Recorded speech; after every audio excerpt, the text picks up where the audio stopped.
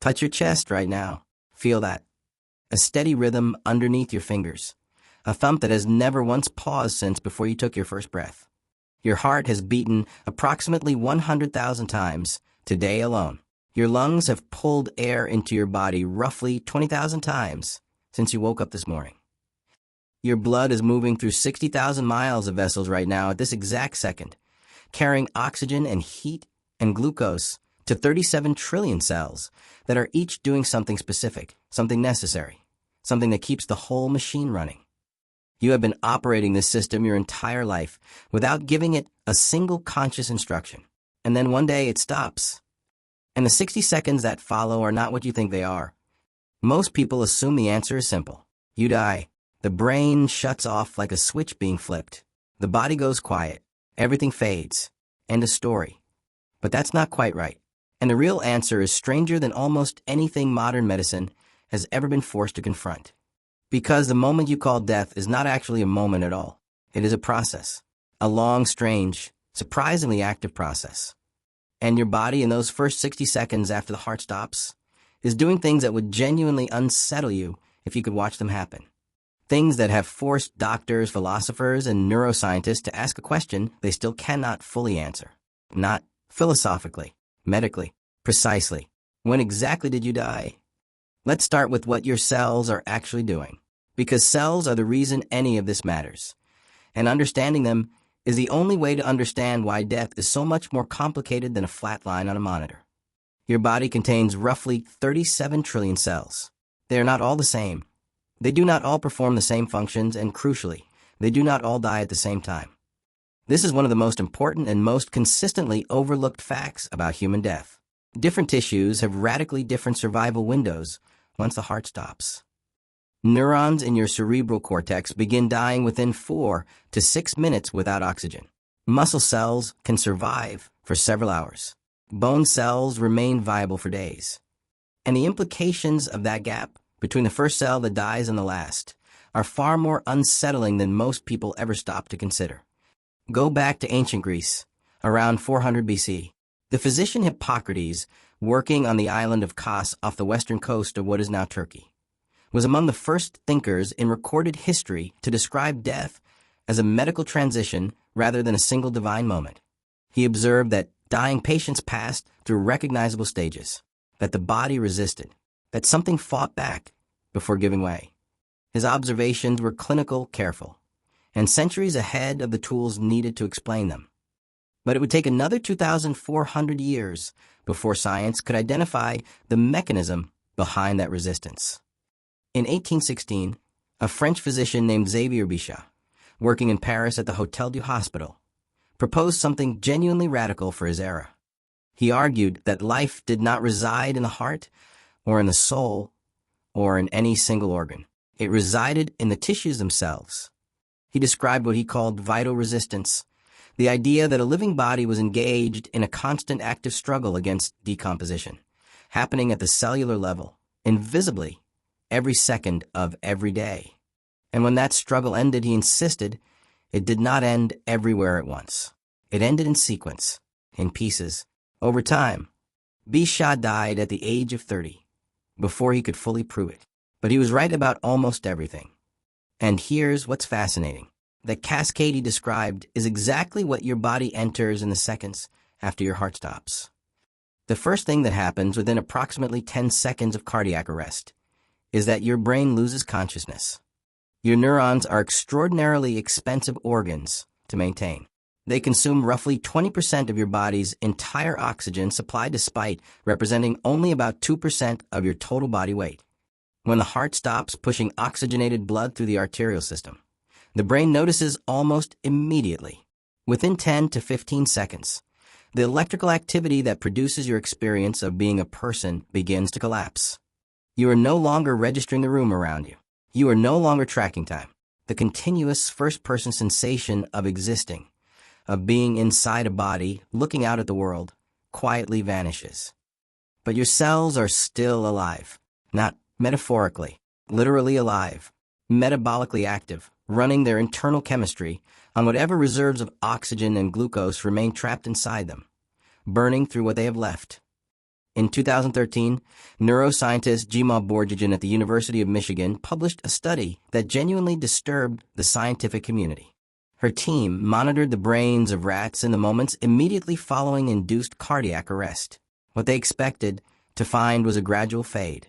What they recorded instead was a surge. Within the first 30 seconds after the heart stopped, the dying brains produced a massive wave of coordinated, high-frequency neural oscillations. Gamma waves, the kind of brain activity associated with the most intense states of conscious processing in living humans, with dreaming, with focused attention, with the moments when the brain is most fully engaged with incoming information. The dying brain was not shutting off. It was briefly more electrically active than it had been during any recorded moment of normal waking life.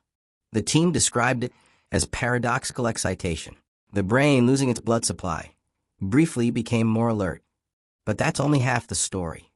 In 2023, Borjajan and her collaborators published a follow-up study that moved the question directly into human medicine. 2 patients, both unconscious and unresponsive in a hospital intensive care unit, both being continuously monitored with electroencephalography at the moment their heart stopped. Both showed the same pattern. A massive organized surge of gamma wave activity in the minutes immediately following clinical death. And not in random regions, specifically in the visual cortex, the region responsible for processing sight, and in the auditory cortex, the region responsible for processing sound. These patients were, by every clinical definition available to medicine, dead. Their hearts had stopped, their circulation had ceased. And the most sophisticated information processing structure in their bodies was generating signals that in a living conscious person we would associate with intense perceptual experience. The researchers were careful with their language. They did not claim this proved near-death experiences are real, but they said explicitly that the data was consistent with the possibility, and they could not rule it out. And honestly, what comes next is even stranger. In 1955, a biochemist named Christian de Duve, working at the Université Catholique de Louvain, Belgium, discovered a structure inside human cells that nobody had previously identified. He called it the lysosome, a tiny membrane-bound compartment packed with powerful digestive enzymes, capable of breaking down proteins, lipids, carbohydrates, and nucleic acids. The lysosome was the cell's internal recycling department, a controlled demolition system that broke down damaged components and made their materials available for reuse. It was essential to life. De Duve eventually received the Nobel Prize in Physiology or Medicine in 1974 for this discovery. He called lysosomes suicide bags, a term he used to describe what would happen if the membrane ever ruptured and the enzyme spilled out. He meant it as a technical warning. He had no idea how literally that description would apply to dying. Because here is the central paradox of death.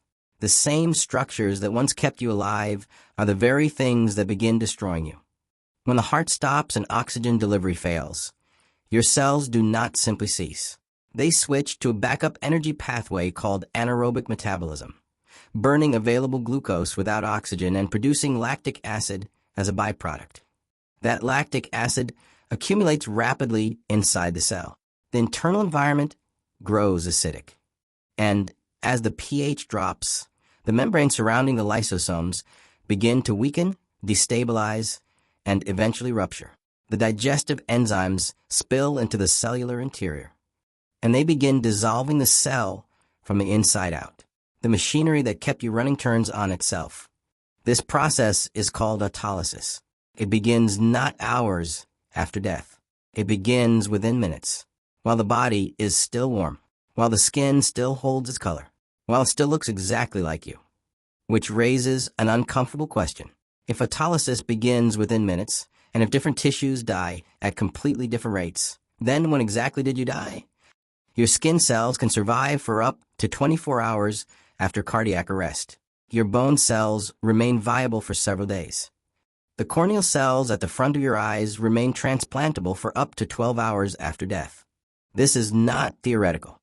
This is clinical practice, repeated thousands of times every year. Right now in hospitals in every major city, tissue recovery teams operate within strict, precisely calculated windows, harvesting corneas, heart valves, tendons, and bone from people who are legally, clinically, and philosophically dead. Parts of you remain biologically alive long after the you that thinks and reads and remembers has ceased to exist.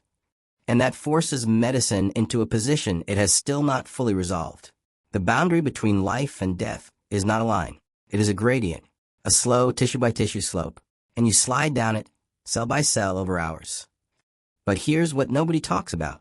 In those first 60 seconds specifically, something else is already beginning in your gut. Your digestive tract is home to approximately 38 trillion bacteria, the members of what scientists call the human microbiome. For your entire life, your immune system has patrolled that community with extraordinary precision, producing antimicrobial peptides, maintaining a careful dynamic balance between hundreds of different species. A kind of armed, negotiated truce between your body and the organisms living inside it. The moment your heart stops, that patrol ends. The immune cells stop functioning. The peptides stop being produced. And within minutes, bacteria from the intestinal wall begin crossing into surrounding tissues. They are not invading. They were always there. You were the only thing maintaining the barrier. And the moment you stopped, the barrier dissolved. Within hours, these organisms spread outward through the liver, the spleen, the lymph nodes, and eventually the bloodstream, beginning decomposition from the inside while the outside still looks undisturbed. It is not death consuming you from without. It is you from within finally releasing everything you had been holding together. Your body does not know what century this is. It does not know about hospitals or EEG monitors or the legal concept of a time of death. It only knows one instruction. The same instruction it has been running since the moment a single fertilized cell began dividing inside a womb. Maintain homeostasis, or begin decomposition. Every meal you ate was energy fed into that instruction. Every night of sleep was maintenance downtime. Every spike of anxiety before a difficult conversation was your 200,000-year-old stress response redirecting blood to your muscles, preparing for a physical threat that in your world would never arrive. The way your pupils expand automatically in a dark room is a 500-million-year-old adaptation inherited from the earliest vertebrate animals. The reflex that makes you grab something solid when you feel unsteady is older than language, older than fire, older than anything your species has ever built. These programs run continuously below any level of conscious access, and they have been running inside you since before you had a word for anything. They ran until they could not anymore. Somewhere in a hospital right now, a team is working inside a precise 10-minute recovery window. A person died an hour ago. Their corneas are still viable. Their heart valves still have time. The team has mapped with clinical precision the exact minutes each tissue type remains usable, because medicine has been forced to learn the schedule of dying in extraordinary detail. They are harvesting life from the aftermath of death. Your great-great-grandparents would have considered this impossible. And the reason it works at all is because death is not what any of us assumed. It is not an event. It is an unraveling, a long sequential, tissue-by-tissue process of letting go. You are a temporary arrangement of matter that has spent years operating as though it intends to last forever. The cells that make up your hand right now are not the cells that were there 10 years ago. They were replaced quietly, without any sensation or announcement. You are already at the cellular level, a different configuration than the one that first opened its eyes and breathed. Death is not the body stopping. It is the body losing the argument it has been making continuously and without rest against entropy since the very first moment it began. The heart stops. The brain briefly blazes with more electrical intensity than it has ever produced in life. The cells fight on alone, burning through their last reserves in the dark. The bacteria begin to cross the walls that held them. The enzymes begin the work they were always capable of. And somewhere inside that long, quiet, undocumented minute, the oldest argument in biology finally ends.